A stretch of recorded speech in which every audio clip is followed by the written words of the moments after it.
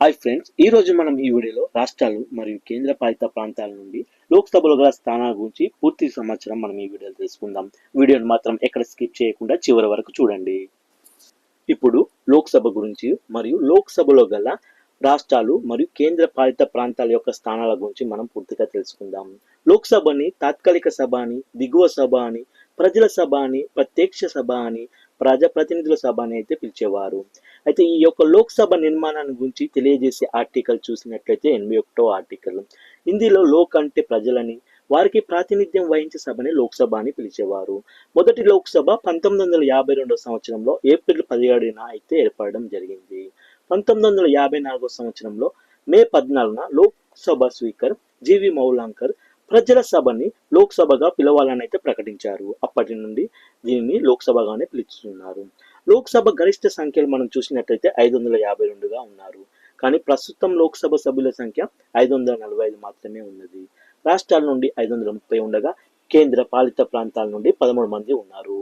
ఇద్దరు Anglo Indians కూడా ఉన్నారు. ఈ ఇద్దరు ఆంగ్లో ఇండియన్ ని రాష్ట్రపతి నామినేట్ చేస్తారు 331వ ఆర్టికల్ ప్రకారం. కానీ ఈ ఇద్దరు ఆంగ్లో ఇండియన్ల రిజర్వేషన్లు 2020తో ముగియడంతో కొత్త సభ్యులని అయితే రాష్ట్రపతి ఎన్నుకోలేదు. గతంలో జమ్మూ కాశ్మీర్ రాష్ట్రానికి 6 లోక్సభ స్థానాలు అయితే ఉండేవి. అయితే ఆర్టికల్ 370ని రద్దు చేసి జమ్మూ కాశ్మీర్ని రాష్ట్ర హోదా నుంచి జమ్మూ కాశ్మీర్ 5 లడక్ అనే 2 కేంద్ర పాలిత ప్రాంతాలుగా విభజించడంతో దేశంలోని 28 రాష్ట్రాల నుంచి ఎన్నికయ్యే సభ్యులు 524గా ఉన్నారు. ప్రస్తుతం దేశంలోని 8 కేంద్ర పాలిత ప్రాంతాల నుంచి ఎన్నికైన సభ్యులు 19గా ఉన్నారు. సో ప్రస్తుతం లోక్సభ సభ్యుల సంఖ్య మొత్తం చూసినట్లయితే 543గా ఉన్నారు. ఇప్పుడు లోక్సభలో రాష్ట్రాలు మరియు కేంద్ర పాలిత ప్రాంతాల యొక్క స్థానాలు మనము చూసినట్లయితే మనకు ఉత్తరప్రదేశ్ రాష్ట్రం లోక్సభలో 80 స్థానాలను కలిగి ఉంది. బీహార్ 40 స్థానాలను కలిగి ఉంది. కర్ణాటక 28 స్థానాలను కలిగి ఉంది. ఆంధ్రప్రదేశ్ 25 స్థానాలను కలిగి ఉంది. తెలంగాణ 17 స్థానాలను కలిగి ఉంది. పంజాబ్ 13 స్థానాలను కలిగి ఉంది. ఉత్తరాఖండ్ 5 స్థానాలను కలిగి ఉంది. గోవా 2 స్థానాలను కలిగి ఉంది. త్రిపుర 2 స్థానాలను కలిగి ఉంది.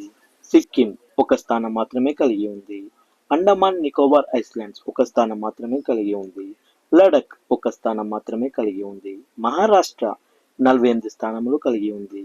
తమిళనాడు 39 స్థానములు కలిగి ఉంది. గుజరాత్ 26 స్థానములు కలిగి ఉంది.